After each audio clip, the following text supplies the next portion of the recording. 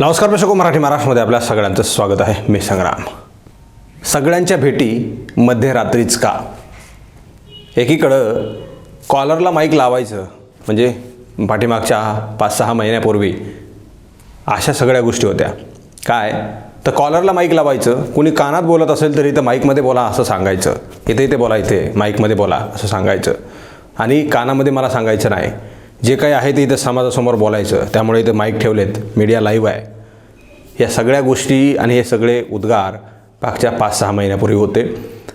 जशी जशी परिस्थिती बदलत गेली, जशी जशी प्रसिद्धी वाढत गेली, जसं जशी लोकसंख्या आपल्या पाठीमागं वाढत गेली, तशा तशा मागण्या बदलत गेल्या, तशा तशा उंची वाढली, तशी तशी कानामध्ये हवा गेली. आणि जेव्हा कानामध्ये संपूर्ण हवा गेली, सगळ्या शरीरामध्ये हवा भरली, प्रसिद्धीची हाव लागली, तेव्हा मात्र उतरती कळा लागले. आणि ती कधी उतरती कळा लागली हे त्यांनाही कळलं नाही. ती कोण आहे तुम्हाला माहिती आहे का? तुम्हाला कळलंच असेल, मात्र तरीसुद्धा सांगतो, मनोज जरांगे पाटील.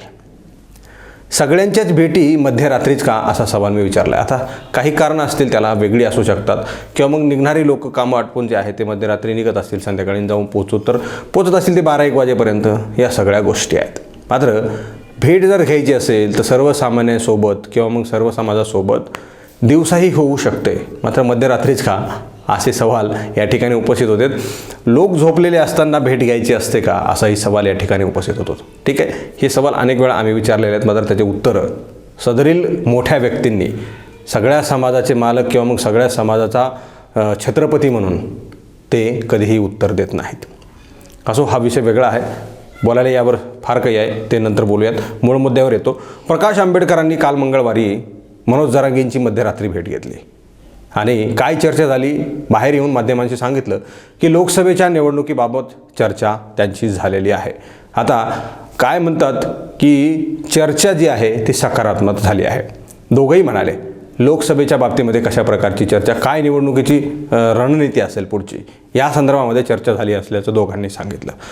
मनोज जरांगे हे घडोघडी स्टेटमेंट बदलतात, त्याला काही व्हॅल्यूच नाही. मात्र तरीसुद्धा सांगतो की त्यांनी अनेक वेळा असं म्हटलेलं आहे की माझा राजकारण मार्ग नाही, मी निवडणूक लढवणार नाही. तुम्ही जरी निवडणूक लढवणार नसला तर कुणाला तरी राजकारणामध्ये पाठिंबा देणार आहात, अर्थात वंचित बहुजन आघाडीसोबत तुम्ही जाणार आहात. पाठीमागच्या 5-6 दिवसापूर्वी तुमची जी काही बैठक होती ना, अतिमहाविराट बैठक, त्या बैठकीच्या अगोदरच मी सांगितलं होतं की वंचित बहुजन आघाडी तुम्ही सगळे एकत्र येणार आहात. आणि त्या प्रकारची जी आहे ती म्हणजे तशी वाटचाल जी आहे ते तुमची काल झालेली आहे आणि त्या संदर्भामध्ये चर्चासुद्धा झालेली आहे. काही प्रश्न आहेत वंचित बहुजन आघाडीला आणि मनोज जरांगेंना, ते माझे नाही आहेत, समाजाचे प्रश्न आहेत. आणि जे मतदार आहेत, उद्या भविष्यामध्ये तुमची जर आघाडी झाली तर त्या आघाडीला मतदान करायचे की नाही यावर विचार ते करणार आहात.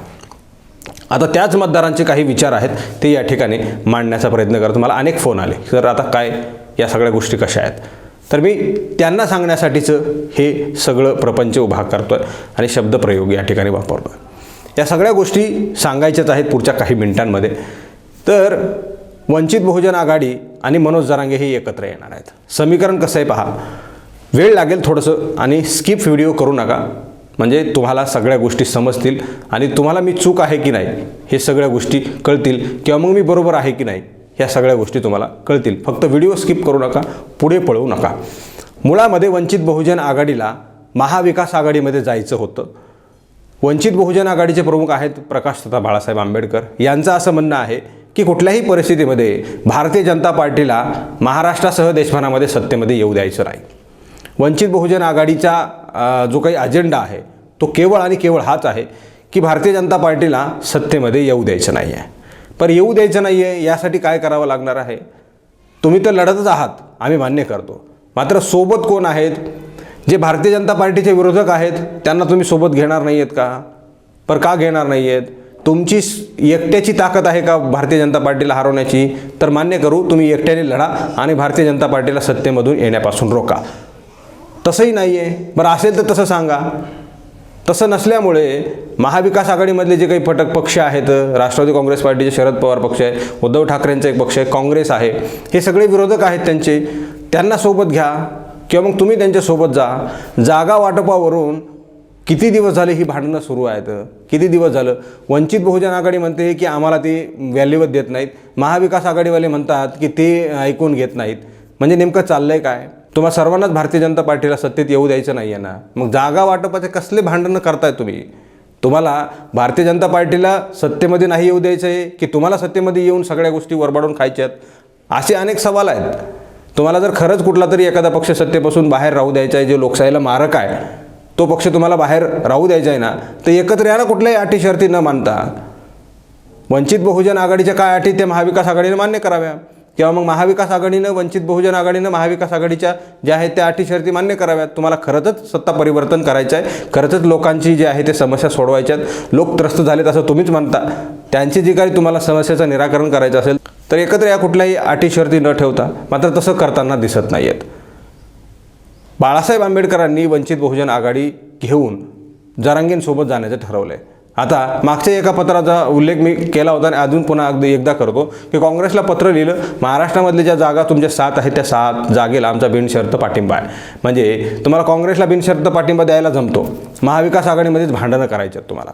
म्हणजे याचा अर्थ असा आहे का की तुम्हाला महाविकास आघाडीमध्ये जायचंच नाही? तर ही फार मोठ्या प्रमाणावर चर्चा आहे. तुम्हाला वंचित बहुजन आघाडीला महाविकास आघाडीमध्ये जायचंच नाही.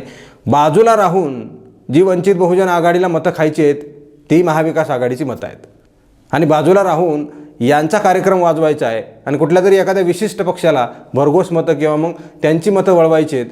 या सगळ्या गोष्टी शिजत आहेत. अशा प्रकारची चर्चा आहे राजकीय वर्तुळामध्ये. आणि तशीच परिस्थिती उद्या वंचित बहुजन आघाडीची मनोज जरांगेंची त्यांची आघाडी झाल्यानंतर होणार आहे. मला काही प्रश्न आहेत वंचित बहुजन आघाडीचे नेते आहेत त्यांनाही आणि मनोज जरांगेंनाही. वंचित बहुजन आघाडीमध्ये फक्त दलित आहेत का? ओबीसी नाही आहेत का? वंचित बहुजन आघाडीमध्ये काही ओबीसी पदाधिकारी नाहीत का? वंचितमध्ये ओबीसी नाही आहेत का?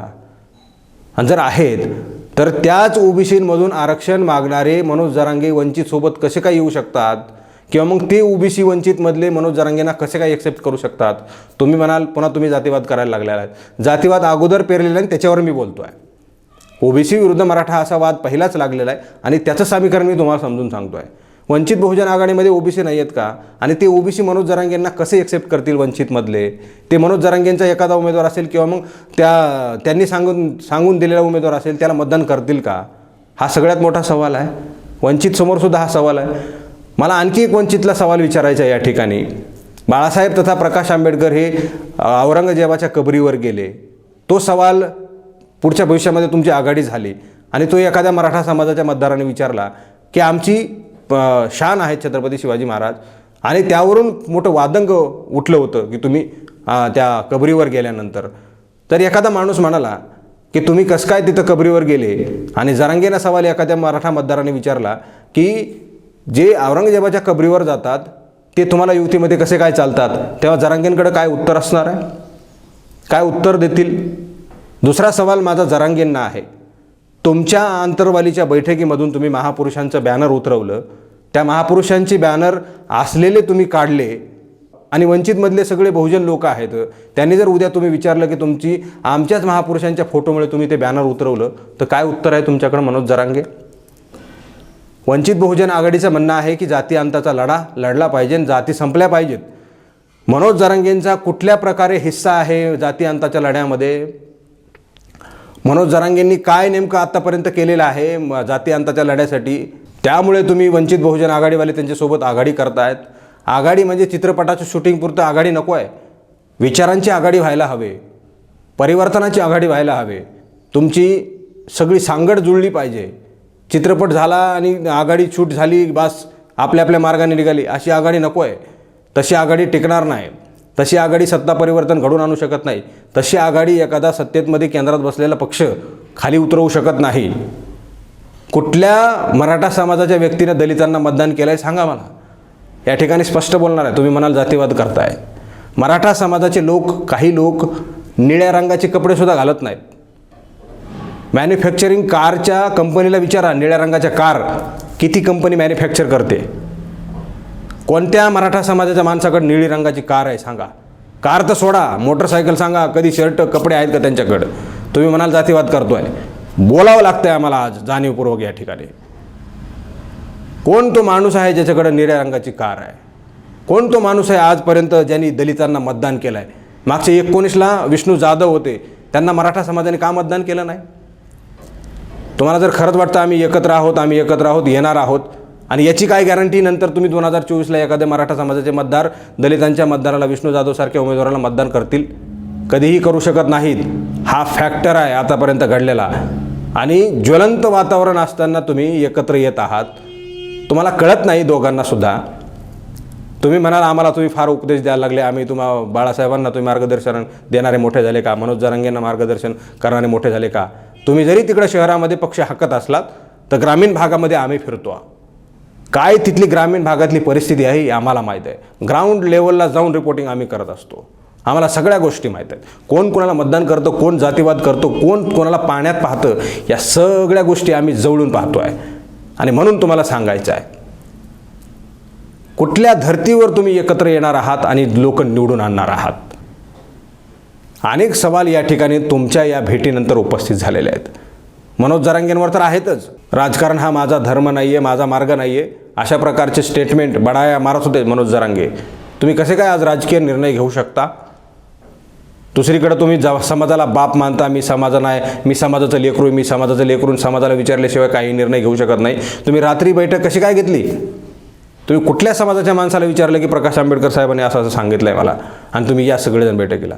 तुम्ही 24ला तुम्हाला खरंच हा निर्णय घ्यायचा होता ना, तर 24ला का नाही बोलवलं त्यांना भर बैठकीमध्ये? प्रकाश आंबेडकरांना या तुम्ही बोलायला, किंवा मग प्रकाश आंबेडकरांनी का गेले नाही 24लाच? आज जाऊ, आता सगळा समाज आहे आणि आज समाजाचं काय रिॲक्शन आहे किंवा मग समाजाची काय म्हणणं आहे हे ऐकून घ्यायला आज जाऊ. का नाही गेले प्रकाश आंबेडकर 24ला? मध्यरात्री कशाला गेले घरामध्ये बंद दाराआड बैठक करायला? काय नेमकी चर्चा झाली त्या ठिकाणी? बाहेर येऊन एक सांगतात, आतमध्ये वेगळी चर्चा करतात. काय नेमकं शिजलंय त्या ठिकाणी? आतापर्यंत दलितांची मतं जी आहे ती वायाला गेलेली आहेत. कुठलंही सत्ता परिवर्तन झालेलं नाही. 2-2 लाख मतं वंचितला मागच्या 2019ला दिलेली. ती कुठं आहेत मतं? काय फायदा आहे त्यांचा? कोण आहे सभागृहामध्ये दलितांची बाजू मांडणारा? 1.25 लाख रुपयांचं घरकुल मिळतं, 50,000ची विटान, 40,000ची वाळू. कशाने बांधायचं घरकुल? हा सवाल विचारणार सभागृह कोण आहे दलितांचा? कोणी आहे? प्रकाश आंबेडकरांचा कोण आमदार आहे तिथं? 20 वर्ष झाली आमची मतं अशीच वायाला घालवत आहात तुम्ही. यापुढे किती दिवस मतं वायाला घालवणार आहात? दलितांची तर घातलीच, आता मराठ्यांची मतं जी आहे ती वायाला घालवणार का तुम्ही? मनोज जरांगे आणि प्रकाश आंबेडकर एकत्र येऊन कुठपर्यंत ह्या सगळ्या गोष्टी ग्रामीण भागातल्या लोकांना वेड्यात काढणार आहात तुम्ही? आम्हाला या सगळ्या गोष्टी कळत नाहीत का? काय नेमकं चाललं आहे तुमचं? एकीकडे एकजण आंदोलन काढणार, दुसरीकडे समर्थन देणार, इकडे जाऊ म्हणणार, तिकडे जाऊ म्हणणार, आणि सत्ताधारी जी आहे ती त्यांची पोळी भाजून घेणार. तुम्हाला कोण म्हटलं तुम्ही एकत्र आल्यानंतर भारतीय जनता पार्टी पक्षामधून सत्तेमधून खाली उतरेल? भारतीय जनता पार्टी ताकदीने सत्तेमध्ये उतरेल, खाली नाही उतरणार सत्तेच्या. तुम्ही मतं कुणाची खाणार आहात? राष्ट्रवादी काँग्रेस पार्टी, काँग्रेस, शिवसेना उद्धव ठाकरे, शिवसेना शिंदे, शिवसेना अजित पवार, ह्या सगळ्या लोकांची मतं खाणार आहेत तुम्ही. मतं तुमची खाली जाऊ शकत नाहीत, फक्त भारतीय जनता पार्टीची. जरांगेंच्या या कूटनीतीमुळे सगळा ओबीसी भारतीय जनता पार्टीच्या खिशात जाऊन बसला आहे. आणि मराठ्यांची पुन्हा विभागणी करायची आहे, म्हणजे कोणालाच काही शिजू द्यायचं नाही कोणाचं. एक पक्ष जो आहे तो सत्तेमध्ये कायम राहणार आहे. हा मनसुबा आहे का प्रकाश आंबेडकर किंवा मग मनोज जरांगेंचा? असा सवाल महाराष्ट्रातली जनता विचारते आहे. या सगळ्या गोष्टी तुम्ही जाणीवपूर्वक करायला हव्यात. लोकांना वेड्यात काढणं बंद करा. लोक हुशार झालेले आहेत. तुम्ही तुमची मतांची विभागणी करू नका. तुम्ही सुधरा. आणि तुम्हाला खरंच सत्तेमध्ये यायचं आहे, तुम्हाला खरंच जाचक पक्ष सत्तेमधून खाली उतरवायचा आहे ना, तर तुम्हाला एकत्र यावं लागणार आहे. एकीचे बळ दाखवावं लागणार आहे. आणि ते एकीचे बळ तुम्ही 1-2 जण येऊन नाही, तर जे विरोधक आहेत ते तुम्हाला कुठल्याही अटी शर्ती न मानता एकत्र यावं लागणार आहे, तर ते शक्य आहे. अन्यथा तुमची युती किंवा मग तुमचं बहुजनांप्रती असलेलं बेगडी प्रेम हे बेगडीच आहे, हे ओरिजिनल नाही आहे. असं सगळ्या लोकांना कळायला उशीर लागणार नाही. वेळ गेलेली नाही. तुम्ही सुधारायला हवं. एवढंच. धन्यवाद.